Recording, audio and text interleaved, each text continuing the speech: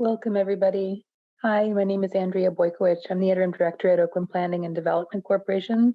This is a development activities meeting. OPDC is one of the registered community organizations in Oakland, and we are pleased in this capacity to host development activities meetings. Applicants that are requesting to go before the Zoning Board of Adjustment, the Planning Commission, the Historic Review Commission, and or the Art Commission for a public hearing, and whose projects meet certain thresholds must coordinate with the registered community organization, in that case it is us, the Department of City Planning, to hold development activities meetings to engage the community. DAM provides community stakeholders an opportunity to learn about proposals that may affect them and to share any concerns they may have before a project moves on to a public hearing. So OPDC is a community organization in Oakland. We build a better Oakland and help neighbors thrive. Our programs include affordable rental housing, the Oakland Community Land Trust, community organizing, neighborhood advocacy and planning, and design review. We are, in fact, an RCO. And this evening, I just wanted to, sorry, Jared, you're scripting this extremely well. My colleague Jared is driving the bus here, and I even have to think about how to move these slides forward. But I just did want to make sure that we were all aware here that the Department of City Planning is being represented in this particular meeting by Christian Umbach, who, sorry, actually, Christian, I hope that I pronounced your last name properly. Haven't actually heard it spoken out loud, sorry. Who is the new neighborhood planner for Oakland. And at some point, I'm going to give you the opportunity to introduce yourself directly. Meanwhile, instructions on how to participate. It's very simple. Please tell us if you have a question. If anyone is calling in, you should have instructions there available for how to mute yourself, but if to press *9 to raise your hand, we will call on you and you'll be able to speak your questions. Anyone else who's joining us via this Zoom, you are please welcome to type questions and comment into the chat or to raise your hand and we can call on you directly. And we are recording this meeting and we will record the comments that we receive as well and relay those to the Department of City Planning, and the Department of City Planning is present and is taking notes. If I may, can I please introduce Christian? Can you speak up and introduce yourself to everybody here as well? Yes, thank you, Andrea. Hi, everyone. I'm Christian Umbach with Department of City Planning, one of the neighborhood planners. And so my geography is Oakland, Shadyside, and Squirrel Hill. And so I've just come on board in the last few weeks. I'm really excited to get started in this area. So I'll be attending a lot of the DAM meetings in the Oakland area. So I definitely look forward to getting to know more of you.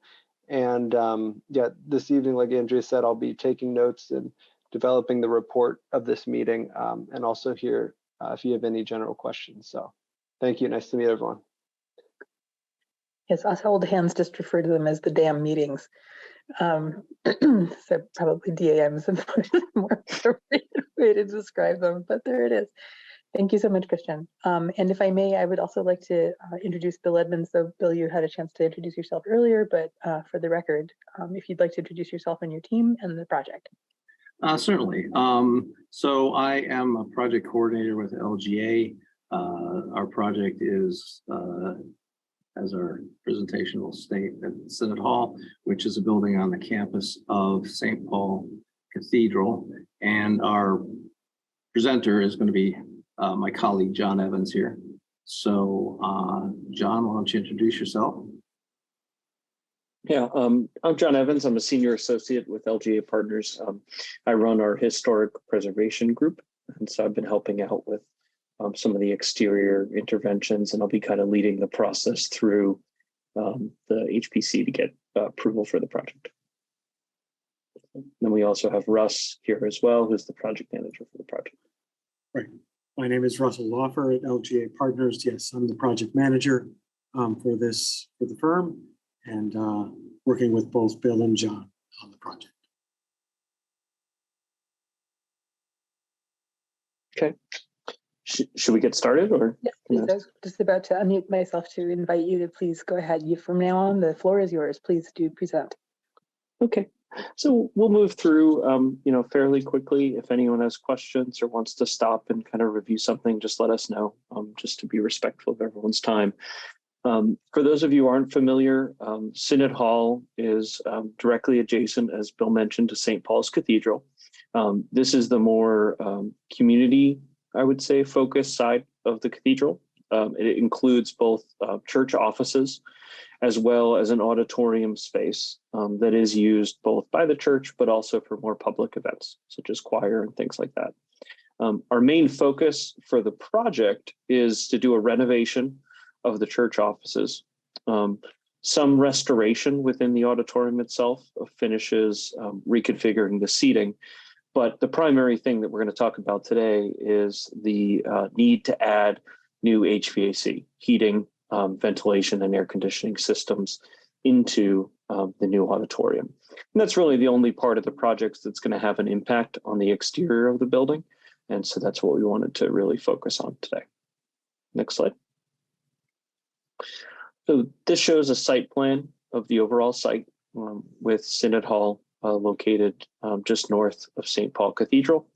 We'll talk a little bit about two sides of the building. We'll call for Synod Hall the North Craig Street side, the front, and the North Dithridge side, which has the parking lot as the rear of the building. Okay. So this is a view of the existing condition on the roof of Synod Hall. And the photo on both of these photos are taken from, again, what we're calling sort of the front of the building. You can see the existing mechanical equipment, hoods, ventilation, roof hatches that are all up on the building, as well as chimneys.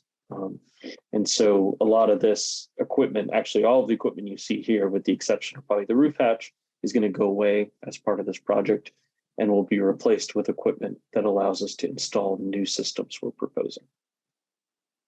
Next slide. In addition, one of the benefits of the project is that there are some ground floor condensing units that are part of kind of the existing sort of patchwork HVAC system, for lack of a better word.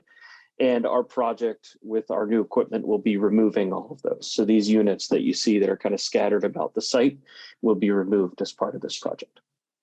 Next slide. So here's a plan showing a diagrammatic layout of the new rooftop equipment. So on the right-hand side, again, towards North Craig, you can see where we do have several units. There are condensing units. There's an air intake ventilation equipment on that side. And then on the parking side, the rear, there are two large condensing units, which primarily serve for the air conditioning for the auditorium, which is towards that side. And those units are also going to be installed on the roof. Okay. So in terms of visual impact, obviously that was the thing, thinking about this important historic structure we were most concerned with. And so we have a lot of photographs. We've kind of condensed them to what we think are the most relevant views here. You could see that from North Craig Street, because of the way the roof is configured with this gabled roof in front of the flat portion, you actually aren't able to see any of the existing or proposed rooftop equipment from this view, which is when you're standing right in front of the building, even across the street. It's all far enough back that you can't actually see it over the existing front gabled roof. Next slide. This pair of images, this one and then the next one, which we'll show in a second, show where you do start to actually be able to see the equipment. So when you get to kind of an oblique angle and you look from the side, if you look, this is the existing condition, you could see some of the existing lower ventilators that are there. Go to the next slide. And this would be the new equipment. The tallest of the units on this roof, I think, are about 80 inches tall. So a little over 6 feet on that roof. We could set them back, obviously, a bit of a distance, but mostly the strategy we're taking is by locating them on that kind of flat part between the main auditorium roof and that front gabled roof, we can minimize how visible they are from the public street. Next slide. Coming from the other side, you can see that for most of it, again, the apartment building that's adjacent blocks your view of these units. So all these units are behind that gable roof and you wouldn't see them until you get a little bit closer, which is the next image. And here you could see just before you get, when you're in that spot where you could see past the apartment building, but before that front gabled roof blocks your view, you will have some view of the rooftop equipment and potentially a guardrail that we think we're going to need just for safety on the existing roof hatch. So that could be, you know, pretty transparent, I mean, but it needs to be installed for safety. Next slide. So moving around the back, this is where we looked at locating some of the larger equipment to get it off of that primary facade, and also to help us serve the auditorium, which is what these large condensing units are doing. So coming down Dithridge Street, you know, the cathedral itself blocks the view of the back of the building for most of this, from coming from this side. Next slide. And from the other side, this is actually the Chinese Church of Oakland next door. You don't see anything, again, at the rear of this building until you get past it. Next slide. So this is kind of in that window, again, looking over the parking lot. You do have a view of the back of Synod Hall. And you can see there's an auditorium and then a later garage with these three essentially service bay doors that was added onto the building at some point. And you know, when we started designing the systems, we really focused on this as an area where we can add equipment without a negative impact on the historic building, just given the character of that rear garage addition and the fact that this parking lot really is a kind of secondary facade. Next slide. And so here you can see these are actually the largest of the units. So these are 84 inches tall. Again, when we give heights, we're including all of the stuff that goes under it and the curbs. That's the height from the roof. There is a small parapet in the garage, not enough to really conceal much of them. So these units are about 7 feet up above the roof. And you can see them rendered here in their, you know, approximate sizes. I think at this point, we're still in construction documents, still working on the design, but we have a pretty good idea of how big that these need to be to make sure that we're presenting kind of accurately what this is going to look like on that rear facade. Next slide. I think that might be it, actually. Yeah. So that was, again, a pretty quick overview of what we wanted to present to you guys. Happy to go back, you know, look at anything in a little more detail if you have questions or just kind of talk through anything.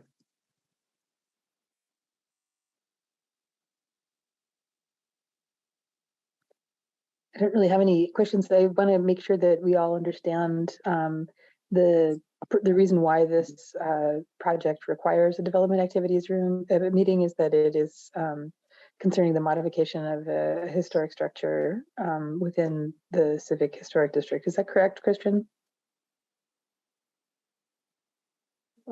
Yes, that is correct. Okay. Yeah. So this is going to the Historic Review Commission. Kathy Gallier, I see that you have your hand raised. I do have my hand raised. Thank you for the opportunity. I just have a couple quick, I want to verify the new units on the Craig Street side facing the front of the building. The old units are not visible at all from Craig Street except from the side if you're like walking down the street. So I wasn't clear if will any part of the new units be visible as you're facing the front of the building on Craig Street? Go back, I think it's the second view.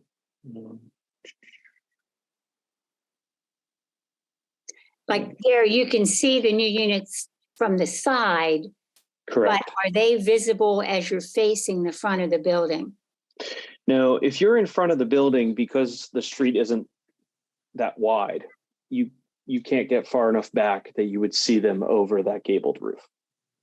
If we could go back, I think one, yeah, there we go. Yeah, like here, you're not going to see you will not see any of those units as you're facing the building like there. Correct. What we did is we located the tallest units as far away as we could. So, the first unit is only, I think, 3 feet tall, which is actually lower than some of the existing ventilators. And then when we get to the rear ones, those are the ones that are more closer to 7 feet tall. They're set back closer to the auditorium. Okay. And on the side where the garage is, from your rendering, it appears that those units in no way they're not blocking any of the stained glass window or the carvings that are on the original part of the building. Is that correct? That's correct. It doesn't look That's that way. correct. Okay, is it, I don't know, is it feasible? Is it possible to put some kind of a screening there so we're not looking at mechanicals? So your eyes aren't drawn, I guess, to the mechanical, your eyes are drawn more to the windows and sculpture on the building. Yeah, we've certainly considered that, and we've been kind of tossing ideas around here. The challenge, what we're trying to avoid is this garage is, it's an appendage to the historic building. And Yes. what we don't want to do is do a screen that covers those units and makes that garage suddenly look 2 stories tall instead of just one. Okay. So I think if we do screen these, we'll try to focus on something that's, can be more contained in the area of the units themselves. We certainly don't want you to see, ugly stainless finish or anything like that. But we are sure that it's a really good idea to actually screen those entirely on this rear facade. It might draw your eye to them more than Agree. Yeah. If there's a cladding that's possible from the street side that would imitate the sandstone, might have, but that might be a little bit much. Right. I'll just Yeah, say, and they sort of stick out there like 2 sore thumbs, but I agree. If you put a whole screen across the whole way, it would look like a 2-story garage, and we don't want that. right. No. Yeah, those are my only questions, and I love what you've done so far in that building. Great. My grandfather was the original builder of that building, and I Really? volunteer inside, so I'm there a lot. Okay. Did he work on the foundations? Because we might have questions. Do you have any photos? You can ask me questions all you want, but do I have any photos? I'm not sure I have photos of the construction of Synod Hall. He did Synod Hall and the rectory and the schools.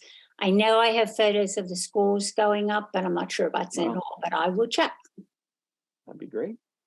If I could add a comment about that straight on view on the north Craig Street side, good to jump over to there we go, that one.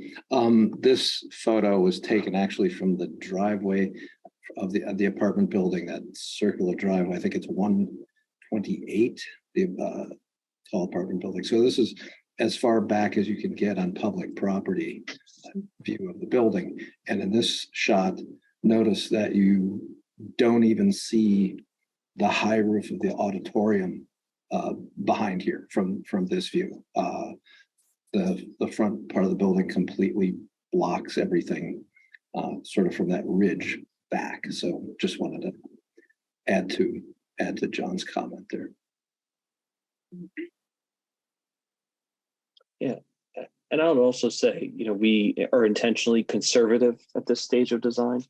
So we do make every effort to lower the height of these units as we go through design. It's just to get all the approvals necessary to get into construction, we have to start pretty early. So we try to be conservative at the early stages.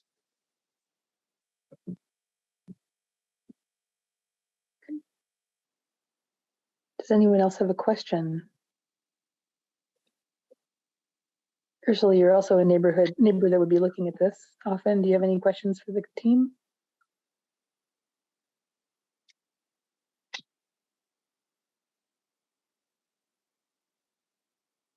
Hearing none.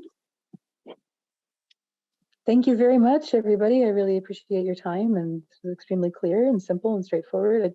It's such a delight. If anyone has any written testimony that they'd like to be able to provide directly to the Planning Commission, the email address is planningcommission@pittsburghpa.gov. The Historic Review Commission is historicreview@pittsburghpa.gov. I don't believe that the Art Commission or the Zoning Board of Adjustments is going to be touching this project at all. If you have any comments that you'd like to send to us, you can send them to questions@opdc.org. This recording and the presentation that you've just seen will be available on our website at opdc.org. And look for us here on social. We have a couple of different social media accounts, and you are always invited to support our work at opdc.org/donate. Thank you again, everybody, for your time this evening, and I'm looking forward to returning you all to your evenings as quickly as possible. Thank you so much. We appreciate it. Yes, thank you very much. Yes, Thank you. thank you, everybody. Bye-bye.